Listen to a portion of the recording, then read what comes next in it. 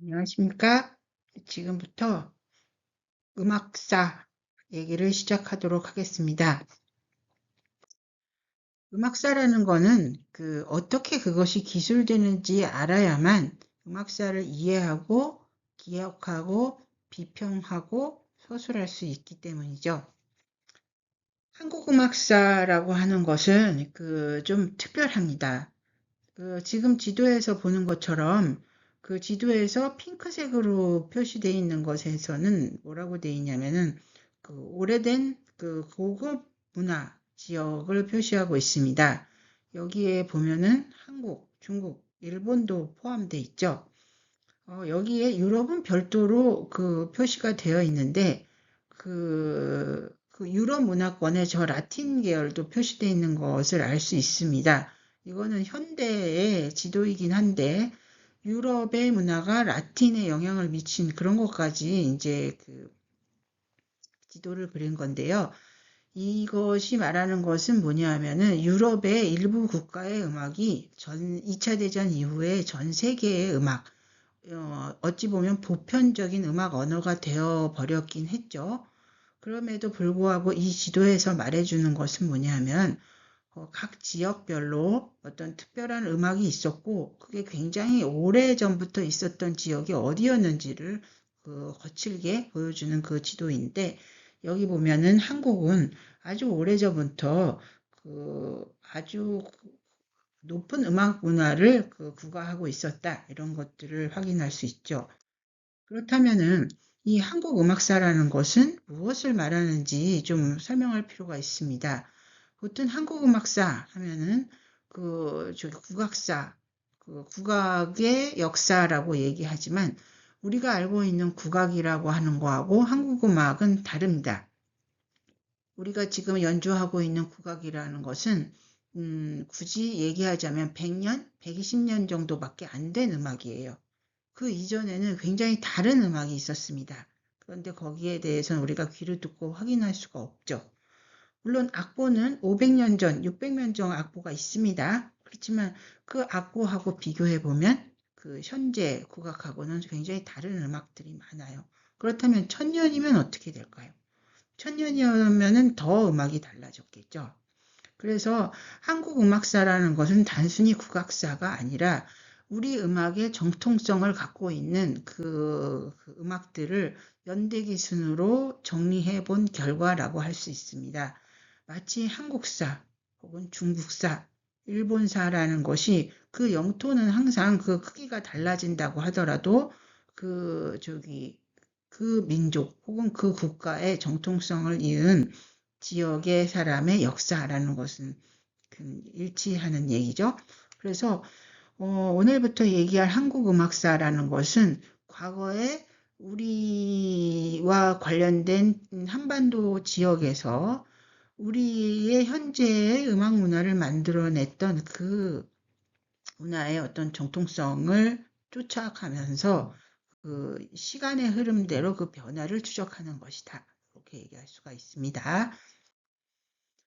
그래서 한국 음악사를 굳이 이제 얘기한다면 한반도의 음악사라고 하는데, 어떤 사건과 그 사건의 인과관계를 사실은 추적할 수밖에 없습니다.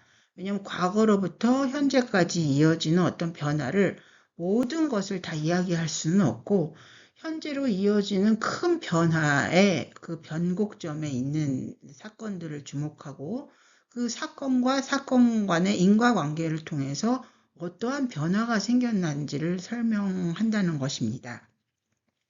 그래서 여기 인과관계라는 말을 반드시 기억해 두세요. 사건의 인과관계. 그래서 현재 한반도 지역의 음악의 역사인 것인데 반드시 한반도 지역만을 포괄하지 않고 현재의 영토를 넘어서고요. 그 다음에 현재 우리는 그 한민족이라고 해서 우리는 오랫동안 단일 민족을 유지하는 것으로 우리는 서로 이야기해 왔었죠. 하지만 고대에 갈수록 우리는 단일 민족이 아니었을 가능성이 더 높습니다. 그래서 현재 영토, 인종을 넘어서 서술하는 음악사가 될 수밖에 없다. 이렇게 말씀드릴 수가 있을 것입니다. 자, 그렇다면은 크게 한국 음악사를 어떻게 시대를 구분하는지 여러분들한테 좀 소개하면 좋겠는데요. 크게 문명사적 전환기로 상고시대, 고대, 전근대, 근대, 현대 이렇게 나누기도 하고 아니면 고대, 중세, 근현대 아니면 상고시대, 전근대, 근대, 현대 이런 식으로 그 어떤 크게 생산수단의 변화, 이념의 변화, 제도의 변화 이게 큰 문명사적 전환을 하는 시기들이 있는데 그것을 이렇게 좀 나눠서 이야기하고자 합니다. 그렇지만 가장 간편한 것은 그 왕조사죠. 왕조사는 어떤 시스템, 이념, 체계, 문화의 변화를 통합적으로 얘기할 수 있는 장점이 있습니다. 하지만 왕조가 구성되지 않았을 때는 또 이 역시 한계가 있긴 하죠. 그래서 왕조사를 얘기할 때도 상고시대, 삼국시대, 통일신라 남북국시대, 고려시대, 조선시대, 근대, 현대 이렇게 해서 왕조사를 논한다 하더라도 어떤 문명사적 전환과 함께 검토하기도 합니다. 그래서 이 두 개를 번갈아서 이제 얘기를 하는데 한국 음악사는 음악사 나름대로의 어떤 시대 구분이 불가능하지 않습니다. 특히 음악 양식사에 따라서 변화를 추적할 수 있는데요. 그것은 악보가 남아 있어야지 그 음악 양식사를 정당하게 추정할 수가 있기 때문에 그렇게 해서 얘기할 수 있는 시기는 굉장히 한정적이다. 이렇게 말씀드릴 수가 있습니다. 빨라봐야 고려 후기서부터 음악이 기록되기 때문이죠. 그러니까 악보로 기록됐다는 뜻이죠. 그래서 양식사는 개별 왕조사 혹은 어떤 개별 문명사적 전환 단계 안에서 세부적으로 논의한다고 하고 큰 틀에서 한국음악사의 시대 구분은 문명사적 전환기나 왕조사 두 개를 동시적으로 고려해서 여러분들과 함께 음악사 얘기를 해보도록 하겠습니다. 자, 음악사 서술의 이념과 기술 방법은 우리가 현재 음악사 얘기를 하면은 고대로부터 현대까지 몇 년 몇 년 연대기 몇 년에 어떻게 됐다 이런 얘기들을 많이 하는데요. 사실은 개별 연도의 변화를 넘어서는 큰 흐름의 변화를 아까처럼 서술하는데 그것이 그것뿐만이 아니라 과거의 역사학하고 다른 점은 뭐냐 하면은 실증적인 역사학이라는 것이죠. 이게 좀 핵심입니다. 역사는 아주 오랜 고대부터 역사 기술이 있었지만 그것이 현대의 역사하고 다른 것은 뭐냐 하면은 어떤 사건과 사건을 실증적으로 사료로서 증명할 수 있느냐 없느냐라는 거죠. 그래서 18세기, 19세기가 되면은 이제 역사학도 검증을 하는 그런 학문 영역으로 이제 전환이 되게 되는데요. 물론 시간과 관련된 사건의 연대기라는 점에서는 그 이전의 역사 서술과 그 맥을 같이 합니다마는 19세기 이 실증적 역사학이 발현한 이후로는 어떤 사건과 사건이 반드시 그 사료로 증명이 되어야 하고 그 사료는 누가 읽어도 해당 사건의 사실이 변동되지 않은 것을 의미하며 거기에 관련해서는 다양한 해석적 입장이 존재할 수 있는 거죠. 그래서 거꾸로 다양한 해석이 존재할 수 있다는 것은 사료를 근거로 하는 것이기 때문에 결과적으로 어떤 해석은 사료로부터 비롯된다. 이렇게 기억하시면 될 것 같습니다. 그 다음에 그러면 사건과 사료의 어떤 관계만 있지, 그래서 그 역사가 어떻게 됐다는 거냐, 그 역사적 의미가 뭐냐, 이런 것을 굳이 역사에서는 따지려고 하죠. 왜냐하면 역사를 우리가 연구하는 이유는 과거를 통해 우리는 어떤 교훈을 얻을까?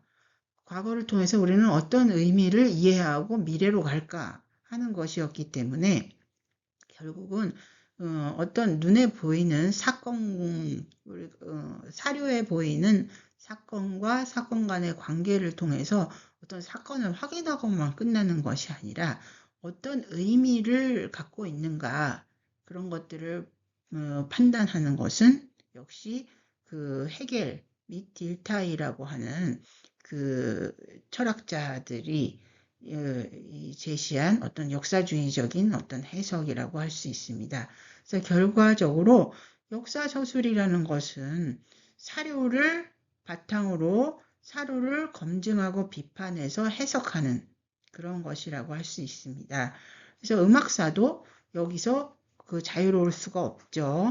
음악사도 뭐 어느 날 누가 어떤 아주 유명한 사람이 있다. 유명한 작곡가가 있다. 그래서 그 사람이 좋은 곡을 쓰고 죽었으니 그 사람이 훌륭한 음악가니까 음악 자체도 언제나 옳고 훌륭하다. 뭐 이런 식의 판단이 아니라 그 당시의 사료들을 그 입체적으로 검토해서 그 역사적 사건의 의미가 뭐냐 이런 것들을 우리는 해석하고 이해하려고 하는 것입니다. 자, 그렇다면은 음악 사료라고 하는 것은 뭐가 있을까요? 가장 요즘 우리가 생각하기에는 음악 사료라고 하는 것은 음악에 대한 기록이 있을 텐데요. 그런데 한국 음악에 대한 소리의 그 음향의 기록은 1896년 이후에만 가능합니다. 그 이전에는 소리의 기록은 없어요. 소리를 악보에 적을 수는 있지만 소리를 소리로 기록하는 경우는 한국 음악의 사례는 1896년입니다. 현재 발견된 것으로는. 그 외에는 다 이제 악보마저도 문자로 이제 기록되는데요. 그런데 그 한국과 관련된 가장 오래된 문자 기록은 중국의 문헌이에요. 그리고 저기 일본과 한국의 문헌이 이제 그 나중에 그 문자 기록으로 남게 되죠. 그래서 그런 것들이 있는 이유는 우리는 침략을 너무 많이 받았고 그 문헌들이 굉장히 많이 사라졌고 그런 것들하고 관련이 있습니다. 그리고 또 어떤 것이 있냐면은 음악 사료로는 그냥 그 소리, 문자뿐만이 아니라 유물이 있습니다. 유물. 갑자기 가야금이라는 악기가 땅을 파봤더니 나왔다. 가능합니다. 그 다음에 어느 날 어느 절에 가서 이렇게 커다란 종을 봤는데 그 종에 악기 그림이 있을 수도 있어요. 그랬을 때는 그 종이 유물이지만 종 위에 그 부조물들, 조각상들 이런 그런 것들이 그림을 통해서 악기의 모양과 연주자의 그 상황을 알려주기도 하는데 그런 것들을 도상이라고 합니다. 그래서 점점 사실은 문자 기록이 남기 한참 이전에도 유물은 남아있죠. 그래서 사료는 오래된 순서로 보면은 소리, 문자, 유물 이렇게 된다고 할 수 있습니다. 자, 그래서 우리는 음악 사를 기술할 때 악보나 문자 기록 같은 문헌을 보고 악기나 도상 같은 유물을 보고 혹은 이제 음원, 영상 관련 어떤 다양한 어떤 기록물들을 다 포함하지만 하여튼 음원과 관련된 음향 이런 것들을 종합적으로 분석하고 해석해서 음악사적 판단을 내리고 음악사를 기술하게 되는 것이죠.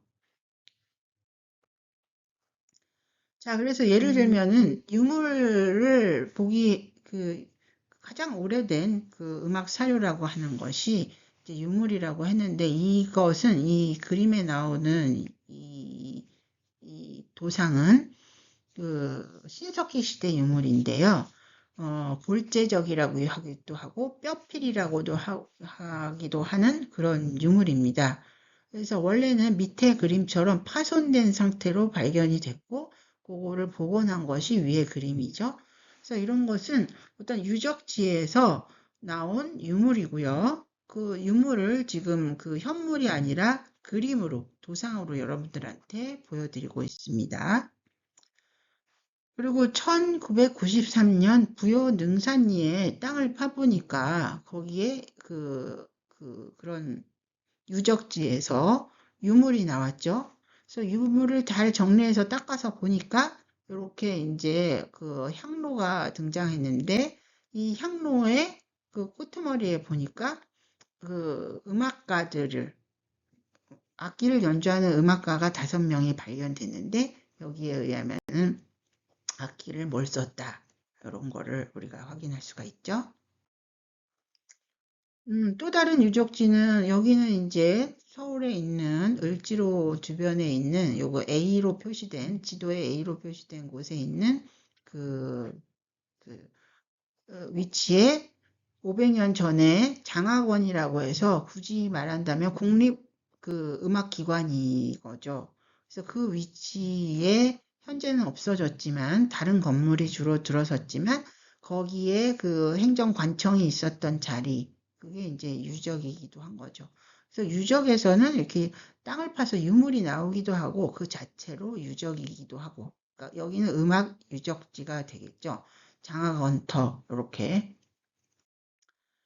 자, 그리고 그 아까 말씀드렸었던 유물 중에 이렇게 커다란 상원사 동종에 보면은 여기 그 악기를 연주하고 있는 장면이 있는데 여기는 이렇게 관악기를 입에 대고 이렇게 있고 그 다음에 그 옆에서는 관악기를 이렇게 옆으로 그 옆에서는 이제 타악기를 연주하려고 손을 올리고 있는 모습이 보이죠.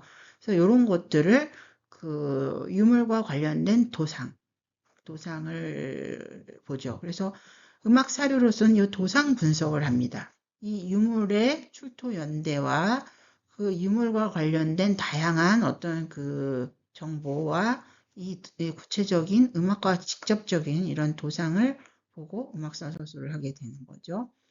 그 도상은 그 각종 그런 부조물뿐만이 아니라 이렇게 회화 작품이 될 수도 있습니다. 여기서 보면은 악기를 연주하는 여성과 그 악기를 함께 보고 있는 두 여성, 하나는 어린 소녀고 하나는 머리가 이렇게 큰 것을 보면 성인인 것을 알 수 있는데 어린 소녀가 이제 악기 줄을 그 조율을 하는 것을 구경하고 있는 학습하고 있는 장면이라고 할 수 있습니다. 그 옆에서는 그 악기를 연주하고 있는 장면과 누가 그 음악을 듣고 있는지, 어떤 환경에서 음악을 듣고 있는지 그 여기 보이고 있죠. 그래서 이 왼쪽 오른쪽은 단순히 이게 악기가 여기 있다.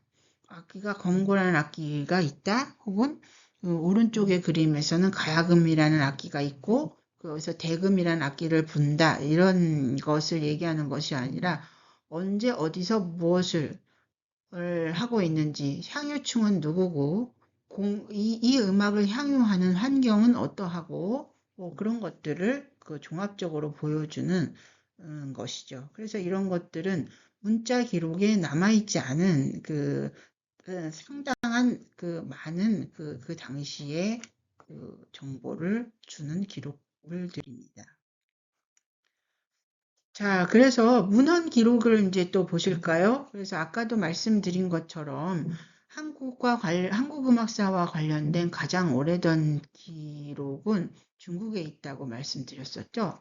그래서 진수란 사람의 삼국지 위서 동의전에 그 가장 여기에는 그 기원전 2세기경의 한국 상황을 기록하고 있습니다.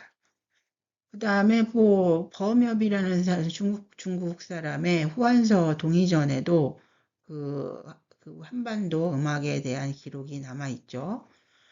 그 다음에 일본에도 일본 서기에는 그 한국 4세기 무렵서부터의 음악이 기록되어 있다고 할 수 있습니다. 그리고 한국 같은 경우에는 12세기에 들어서야 비로소 그 기원전 1세기의 한국 상황을 기록하는 거죠. 그래서 이 문헌 기록은 그 문헌에서 기록하는 어떤 특정 시기가 그 서로 조금씩 다르긴 하지만 어쨌거나 그 문헌이 등장한 시기는 중국이 가장 빨랐다. 그렇게 얘기할 수 있어요. 물론 일본보다는 한국의 문헌이 더 그 일찍 기록이 되어 있었습니다. 하지만 그런 문헌들은 한국에 뭐 예를 들면 신라시대에 이런 여러 문헌에 여러 가지가 있었다 이런 것들은 전하지만 그 문헌 자체가 한국 사회에서 사라져 버렸기 때문에 확인할 길이 없기는 합니다. 그래서 현재 남아있는 것만 정리하면 이렇다고 할 수 있습니다. 자, 그리고 대표적인 이제 한국에서 한국의 음악 문화를 기록한다고 하더라도 대부분이 한자로 기록이 되어 있어요. 그래서 지금 눈에 보이는 이것은 아카케범이라고 하는 15세기 이 문헌인데요. 역시 한자로만 엄청나게 많이 되어 있죠. 그 다음에 15세기 이후로는 한국에도 악보가 이렇게 만들어집니다. 물론 그 이전에 악보가 있었다고는 해요. 하지만 남아있는 것은 없습니다. 현재 발굴되지 않았고요. 현재 남아있는 것 중에 가장 오래된 악보는 15세기에서부터인데 그것이 세종실록 악보입니다. 그랬는데 이 15세기 이후로 기록한 악보에는 고려시대의 음악을 기록한 사례도 있어요. 그렇기 때문에 악보에 기록된 그 음악의 시간과 악보가 만들어진 시각은 반드시 일치하지는 않습니다. 그게 한 200년 정도 차이가 나기도 합니다. 그렇지만 어쨌거나 악보가 제작돼서 그게 남아져 있는 것은 15세기 이후라고 할 수 있죠. 그래서 악보도 이렇게 지금 여러분들이 잘 보시는 이 정관보 같이 왼쪽에 있는 그런 것도 있고 오른쪽처럼 문자보로 남은 것도 있습니다.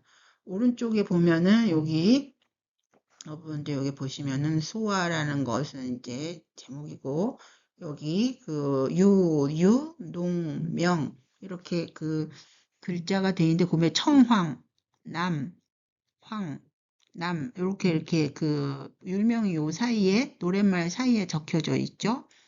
그 다음에 여기 옆에 있는 것은 이 악보 옆에 황남임고 이렇게 돼 있고, 그 옆에 있는 합공척일은 공척보라는 이것도 하나의 악보 시스템입니다. 그래서 동양에는 이렇게 왼쪽에 있는 정관보처럼 시각화된 그래픽 악보 계열도 있지만, 오른쪽처럼 문자보 타입의 악보들이 상당히 많이 남아 있는 거죠. 그래서 이런 것들을 보고 음악사 서술을 하는 것입니다. 소리 영상 기록의 유물은 근대 기술의 발전이 되면서 소리로 기록할 수 있었던 거죠. 그래서 다 아시는, 먼저 이제 소리를 먼저 기록할 수 있었던 것이고, 그 다음에 이제 영상까지 한꺼번에 기록을 할 수 있게 된 거죠. 그래서 포노그래프, 조프락시스코프라고 하는 것들이 이제 만들어지면서 지금 영상 기록물, 소리가 나는 영상 기록물, 그런 것들도 나중에 가능하게 되는 거죠. 여기 보면은 포노그래프가 처음에 생겼을 때는 왼쪽 모양 같습니다. 그래서 처음에는 소리로 기록하는 게 아니라 이렇게 시각적 기호로 그래프 같은 걸로 기록하게 되는데, 그게 이제 기술이 조금 더 발전하면 에디슨 정도에 이르면은 지금 오른쪽 보이는 이런 실린더 같이 통이라고 하죠. 이게 무슨 통이냐 싶지만 요 통 위에다가 요 통에다가 이렇게 통을 뱅글뱅글 돌아가면서 소리를 기록하게 되고 요걸 재생하면은 소리가 나게 되는 거죠. 이거가 아까 영상을 처음에 기록할 때는 뛰는 그림을 이렇게 해놓고 연결해서 빨리 돌리는 요런 기술들이 이제 혁신이 이루어져서 나중에는 소리를 입힌 영상, 토키라고 하죠. 그런 것들이 나중에 만들어지게 되는 거죠. 그래서 한국의 소리의 첫 기록은 왁스 실린더에 아까 그림 보여드렸었죠. 원통형에다가 해놨던 거. 거기에 1890년에 한국 사람 목소리가 처음 녹음되는데요. 녹음 주체는 앨리스 플래처라고 하는 여성 인류학자입니다. 그래서 유학생 3명이 6개의 원통형 실린더에다가 아리랑을 포함해서 11곡을 녹음을 했어요. 한번 들어볼게요.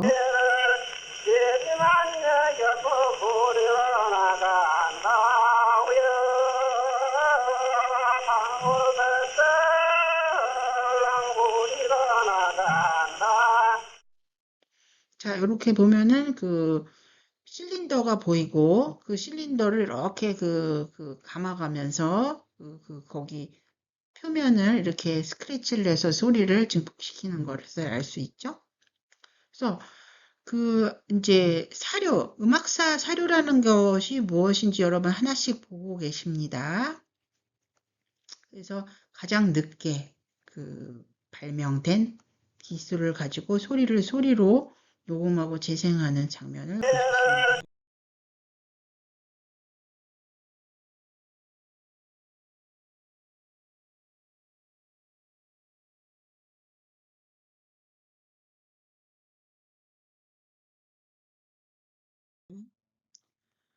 자, 그래서 그 이후로는 아까 그런 실린더는 사실은 대중용은 아니었습니다. 그래서 대중적으로 이런 소리를 우리가 알 수 있게 된 거는 1906년 이후였죠. 그래가지고 1906년 이후는 공공의 목표로 대중적으로 유통시키기 위한 목표로 이제 음악 사료가 다수가 만들어지기 시작합니다. 그랬는데 1906년 그때 처음 미국 음반 회사서부터 한국 음악을 녹음을 했고 그 다음에 일본 이제 1910년에 이제 일본이 한국을 덥석 이렇게 해버렸죠. 그러고 나서는 일본 음반사가 그렇게 한국 음악의 공적인 어떤 기록을 맡다가 해방 이후에야 조선 음반 회사가 되고 한국 음반 회사로 이제 바뀌게 되는 겁니다. 이렇게 되면 공적 음반들을 확인하고 우리가 과거의 기록들을 많이 확인할 수가 있죠. 그래서 그때 만들어진 음반들이 이런 것들입니다. 그래서 왜 미국이냐, 왜 일본이냐 그랬을 텐데 그때 당시에 우리에게 기술이 없었고 미국의 기술이 먼저 이제 한국 시장을 개척하기 위해 들어왔던 거죠. 뭐 넷플릭스 생각하시면 될 것 같습니다. 통일신라 때 시작돼 조선 초기에 궁중무용으로 승격된 처용무. 나라의 애군을 막는 의무를 다는 사람. 얼굴에 먹을 찍으며 기쁘게 노는 것처럼 보이는 도상무는 왕을 기쁘게 하고 태평성대를 기원합니다. 궁중에 소속된 죄인들이 왕 앞에서 펼치는 조선의 궁중무용은 정제입니다. 옛날에 그런 정제의 모습뿐 아니라 궁중연양이나 단체 이게 1931년에 무성 영화로 찍힌 건데 뒤에 이제 더빙을 한 건데요. 이런 기록도 있습니다. 여기서는 이제 전체는 안 나왔지만 악기의 수라든지 반주의 양상이라든지 거기에 어떤 춤을 추고 있는지 이런 것들을 분명하게 알 수가 있는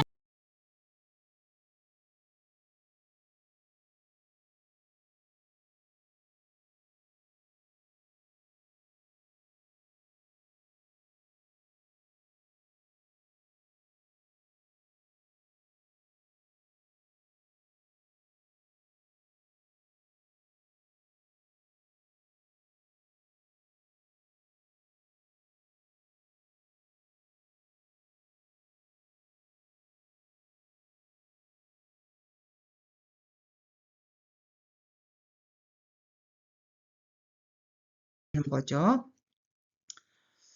자, 그런데 이제 요거는 여러분들이 참고로 제가 정리를 한 건데요. 한국이 삼국시대, 통일신라, 그 다음에 발해, 요럴 때까지는 중국하고 너무너무 밀접하게 관련이 돼 있어서 요 정도 중국 고대사는 좀 기억해 줬으면 해서 중국사를 조금 요약을 했습니다. 그래서 빨간색 하, 상, 주, 춘추, 전국, 진, 한, 위진남북조, 수, 당, 5대 19, 그 다음에 성원 명청이 되겠죠. 그래서 여기 적어도 수당대까지의 어떤 중국사의 변화의 시기가 대략 어떻게 되는지를 이해해야만 한국의 고대사의 변화들을 이해하기가 쉽습니다. 그래서 요거는 참고로 여러분들한테 제가 정리해 두었으니 여러분 외우면 가장 좋고요. 아니어도 할 수 없긴 해요. 그래서 아까 제 5대 십국 이후로 송, 원, 명, 청, 근대, 현대. 그래서 이렇게 중국사를 이렇게 정리를 해고 놓으면은 여러분들이 분명하게 알 수 있는 것은 송대까지는 분명하게 그 한반도의 음악사하고 직접적으로 중국이 영향을 미치고 중국의 어떤 고도로 발달된 음악 문화가 한국에 영향을 미치는 것을 알 수 있어요. 하지만 그 이후의 시절이 되면은 한국이 더 이상 중국의 어떤 특별한 음악을 더 이상 받아들일 게 없어서 그런 음악적 소통이 굉장히 급속도로 줄어드는 것을 알 수 있습니다. 특히 세종 이후로 한국은 이제 대부분의 아시아의 문명국이 갖춰야 될 음악들을 상세하게 갖추고 본인들이 스스로 제작할 수 있는 능력을 갖췄기 때문에 선진 음악으로서 중국의 그렇게 큰 사례가 되지 못해요. 모범적 사례가 되지 못하는 것이라고 할 수 있어요. 그래서 그런 점을 중국사를 이해해야지만 이해할 수 있는 것이라서 중국사의 큰 틀의 흐름을 좀 정리해 놓았습니다.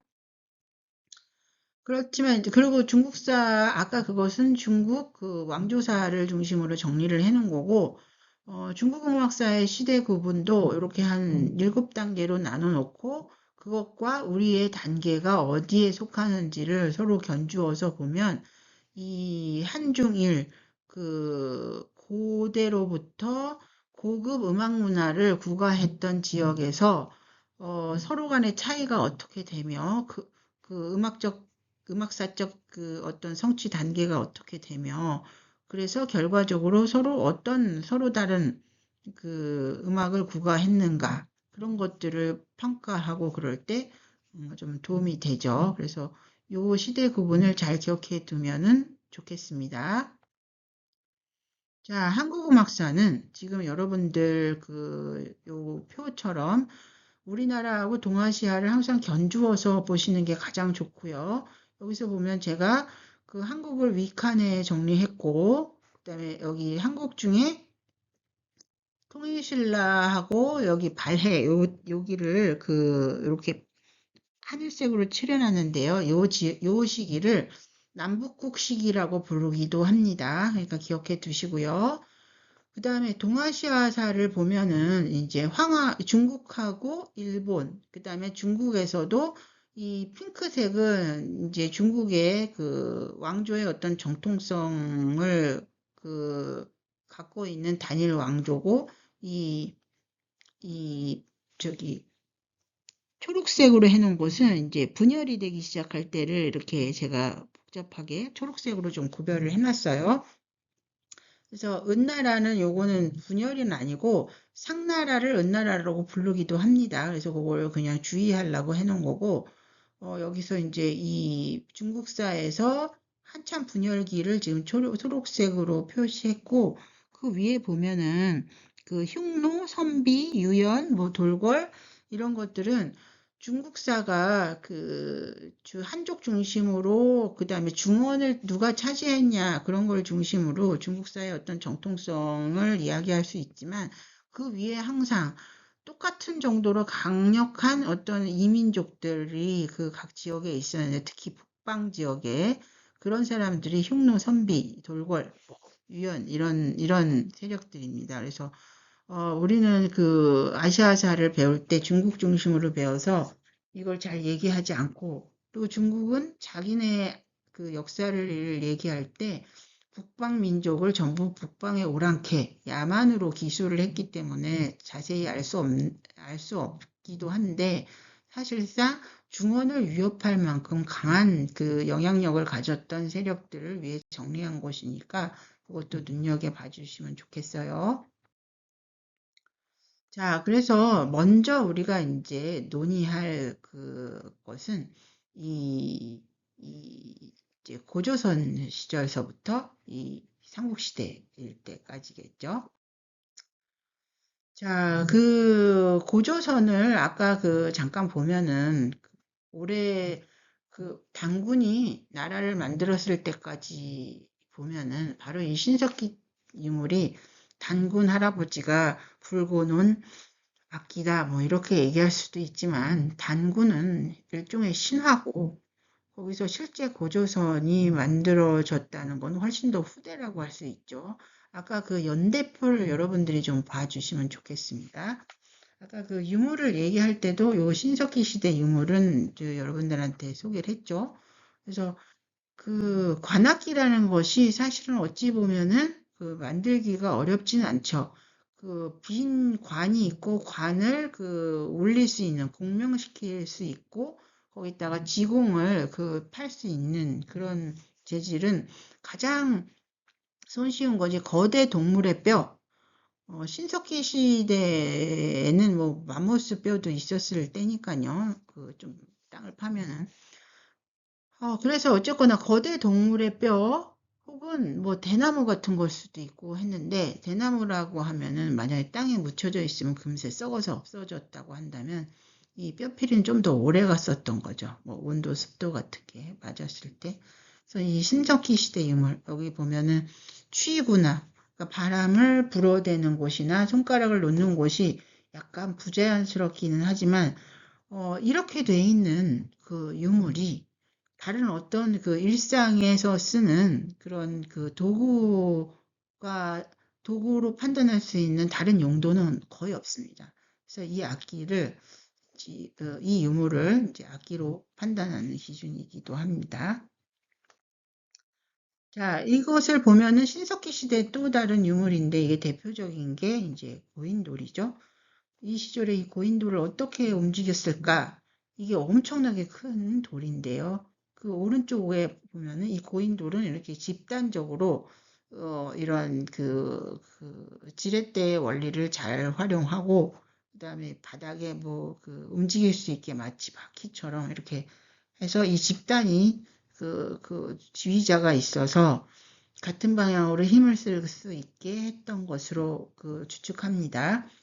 그랬을 때 이 사람들이 같은 방향으로 힘을 쓸 때 그러려면 어떤 노동요나 최소한의 어떤 신호음, 음악적 신호음이 필요했을 것이다 하고 생각할 수 있죠. 자, 이것은 또 다른 신석기 시대의 유물입니다. 이거는 울산에 있는 방구대 암각화의 그 장면인데요. 여기 이제 암각화, 바위를 깎아서 그림을 그렸어요. 그래서 이제 여기 그림이 다양한 그림들이 있는데 이 그림을 보면은 여기 고래를 잡기도 하고 아니면 이제 사냥을 하기도 하는데요. 사냥을 하는 이 방구대 암각화에는 풍요를 상징하는 어떤 그 그림들을 그려 놓음으로써 그 수렵 생활에서 늘 배고프지 않게 삶을 지속할 수 있게 풍요로운 어떤 이상세계를 그려놨다고 할 수 있는데 고기를 많이 잡아서 풍요롭다. 물고기든 그 육지의 고기든 그렇게 되어 있는데 여기 보면은 물고기들 장면에 배 끝에 이렇게 물고기를 이 큰 고래를 이 배 끝에 이렇게 데리고 가고 있는 장면이 끌고 가고 있는 장면이 있는데 이런 것에서도 역시 배를 한 방향으로 끌고 가려면 노동요가 필요했었을 것이다. 이렇게 얘기할 수 있습니다. 그리고 이 암각화에는 이렇게 어떤 사람이 이렇게 이런 모양으로 춤을 추고 있는 장면들이 있는데 이거는 이 모양을 해봐도 춤추는 장면 외에는 다른 것을 생각해보기 좀 어려워요. 그래서 그런 것들을 보면은 이 춤출 때 당연히 어떤 그 리듬이 최소한의 어떤 리듬, 음악이 있었을 것이다. 이렇게 얘기할 수 있고 여기 보면 커다란 나팔, 관악기를 불고 있는 장면들이 있죠. 그래서 이런 것도 음악의 장면이라고 할 수 있고 그 옆에 있는 그 가면, 여기 가면 보이시죠? 가면을 가지고 춤을 추는 그 옆에 무슨 네 발로 이렇게 뭐 발끝에 뭐가 달려있는 것 같은 장면이 있죠? 그걸 좀 이렇게 자세히 좀 볼게요. 아까 긴 나팔을 불고 있는 장면을 보면은 여기 몽고 지역의 사람이 부르고 있는 그 악기를 보시면 상당히 비슷하다는 것을 알 수 있죠. 그리고 아까 그 춤추고 있는 장면을 보면 이거 역시 몽고의 어떤 무속 그 신앙을 찍은 장면인데 거기 입은 옷, 무당이 입은 옷이냐 아니면은 그 손에 들고 추는 그 도구들을 보면은 이 방구대 안각화에 그렸던 이 그림이 단순한 그런 그 도형이 아니라 이런 그 옷이나 제사장의 옷들 이런 것들을 상징하는 것이 않았나 추측할 수 있습니다. 실제로 현재도 진도시킨 끝에서 그런 모습이 약간 보이는데요. 한번 볼까요?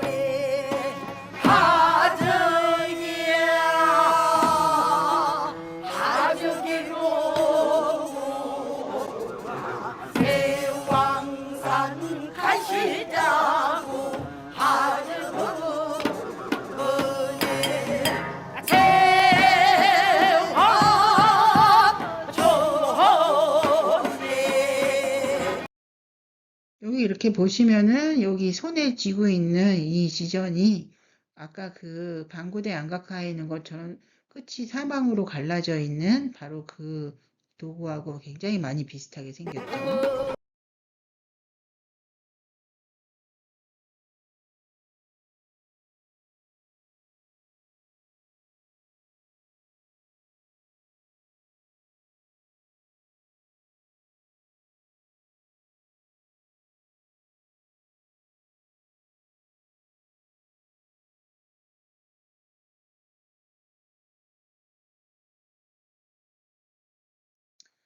그래서 이런 그 바위에 그런 가면들이 있는 것을 보면 가면을 가지고 이제 다양한 춤을 췄다. 요런 췄다. 가면무를 진행했을 것이다 하고 충분히 얘기할 수 있죠. 그래서 이런 것을 보면은 집단의 어떤 제천 의식과 노동 현장에 집단 가무가 있었을 것이다.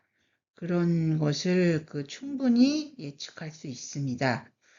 집단 가무는 이 서정적인 가요하고는 조금 차이가 있는데요.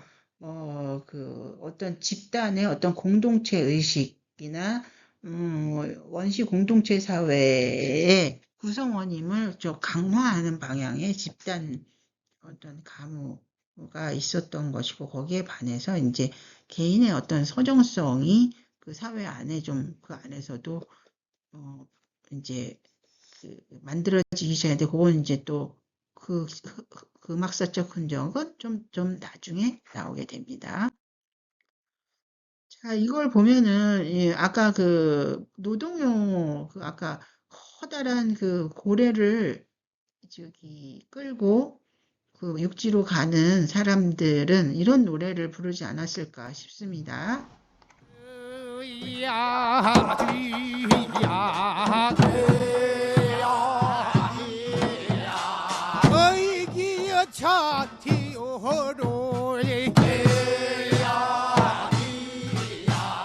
가자 가자 어서 가세 어장터로 어서 가세 어이기혀라 뒤혀라.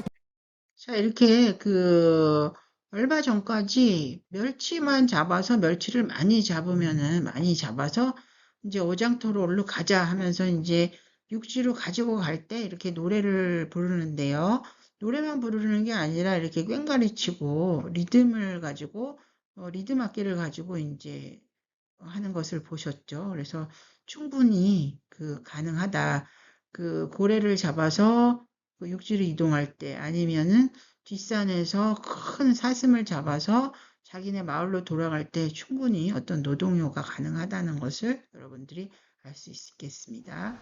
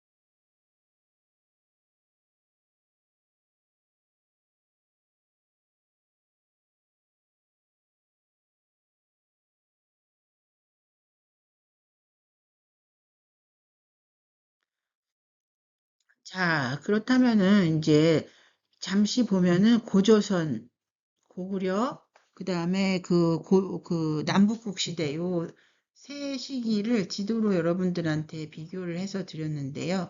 이 고조선은 우리가 생각하는 것보다 이렇게 압록강, 두만강을 넘어서 더 넓게 포진되어 있는 것을 알 수 있고요. 그 다음에 고조선이 망한 뒤에 부여, 고구려, 백제, 가야, 신라 이렇게 만들어질 때 그 부여는 더 고조선의 문화권을 그대로 이렇게 수용해서 그렇지만 더 한반도 북쪽에서 그 근거지를 갖고 있었다는 것을 알 수 있죠.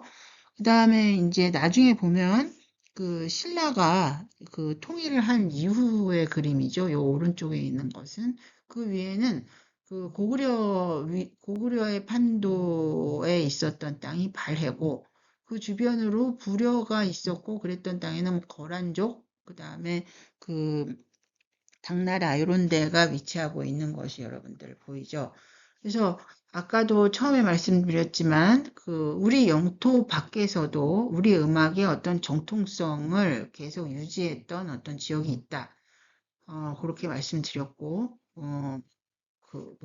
우리 민족 외에 그 발해라는 나라는 사실은 고구려 유명과 말갈족이 만든 지역 그 왕조였습니다. 그렇기 때문에 우리 민족을 넘어서기도 하는 거죠. 그래서 그런 점들을 그림으로 다시 한번 말씀드리고요. 그랬을 때 이때 고조선을 만든 주체는 예맥족하고 관계가 있다고 할 수 있습니다. 아까 그 판도를 여러분들 보셨듯이 그 지역에 다 같은 고조선의 판도 안에 같은 그 부족이 살았던 것은 아니었으니까요. 어떤 넓은 의미의 그 예맥족이 이제 그 지역에 터를 잡았고 고조선 붕괴 이후에 부여, 고구려, 동해 옥저 이런 것들가 있었는데 얘가 옥저 더 북쪽이죠. 그다음에 북쪽에서 이렇게 고구려 땅 함경도 요런 때 그다음에 맥족은 부여, 고구려, 백제 초기까지 백제까지 넘어오는 하나의 족이라고 얘기를 하기도 합니다. 그래서 고구려 주몽이 고구려를 건국했는데 고구려 내에 어떤 왕위 계승권의 문제로 고구려의 어떤 지도자 계층이 하나로 넘어와서 새롭게 국가를 건설한 게 백제인 거죠. 그래서 고구려하고 백제는 설화도 비슷하고 건국설화도 비슷하고 그렇게 되는 거죠. 다시 여러분들한테 보여드리면 요것은 고조선의 판도가 한나라 무렵 그 직전까지 부여족하고 고조선하고 남쪽에 마한 진안 변환이 어떻게 되고 있다. 그림을 여러분들한테 여기 소개하고 있고요. 그 다음에 이제 그게 고구려, 백제, 신라, 삼국, 특히 고구려 판도가 엄청 넓었을 때 그 상황을 여러분들한테 지도로 좀 더 구체적으로 보여드리고 있습니다. 근데 하여튼 기원전 3세기를 전후해서 고조선, 부여, 고구려, 옥저, 예매, 마한, 진안, 변환 등 원시 공동체 내지는 부족국가가 형성돼서 어떤 독자적인 정치체계와 음악을 만들어가고 있었습니다. 그랬는데 거기에 대한 기록은 한국 내에는 없고 이 지역에 음악에 대한 기록이 굳이 있다면 중국의 문헌에 있는데 거기에 의하면은 부여에는 연고라는 게 있었다. 12월에. 그 다음에 고구려에는 동맹이라는 것이 10월에 있었고 동쪽에 있는 예라는 곳에는 우천이라는 축제가 10월에 있었다. 그리고 마한, 진안, 변환 이걸 사만이라고 하죠. 5월째, 10월째가 있어서 이 원시 공동체 사회에서 즐기는 공동체적인 어떤 제천 의식이 있었다. 그래서 부여의 연고는 그 부여 사람들은 은나라 정월 12월이란 뜻입니다. 하늘에 제사 드리고 춤추며 노래하고 그걸 갖다가 며칠을 두고 했다는데 그게 연고라고 했고 모두 노래를 불러서 날마다 끝이질 않았다. 이런 얘기가 나왔고요. 고구려의 동맹이라는 것도 고구려 사람들은 노래 부르고 춤추기를 좋아한다네요. 그리고 서로 모여서 남녀가 특히 여기서는 밤이 되면 더구나. 그래서 10월 달에 하는 거를 동맹. 10월이니까 이제 결국은 추수감사절 그러니까는 그 한 해의 농사가 다 마무리되는 풍요로운 시절에 벌어지는 아주 그 흐느적한 그런 축제였던 거죠. 예예무천 항상 10월에 하늘에 제사를 지내고 제사 지내고 나서는 밤낮 마시고 노래 부른다. 이걸 무천. 마한 지난 변환에는 특히 그 5월에 마한에서는 5월 끝나고 노래 부르고 춤추고 그랬다. 그래서 근데 여러 명이 똑같이 일어나서 서로 그 앞서거니 뒤서거니 하면서 서로 그 라인 댄스 추듯이 하니까 아주 그냥 보기가 다 좋았던 모양이죠. 그 다음에 10월에 농사일이 또 되면 또 그렇게 했다. 그래서 5월, 10월로 5월에 이제 모종 끝나고 아니면 수확을 거두고 가장 힘든 일을 하고 했을 때 이제 한 번씩 그런 축제를 가졌다. 그런 거는 이제 그렇죠. 아까랑 비슷한 건데 여기 희한한 거는 변진 쪽, 변한 진안에서는 여기 노래하고 춤추고 술 마시길 좋아하는데 쓰리라는 악기가 있다. 근데 그거는 중국의 축과 같이 생긴 악기다.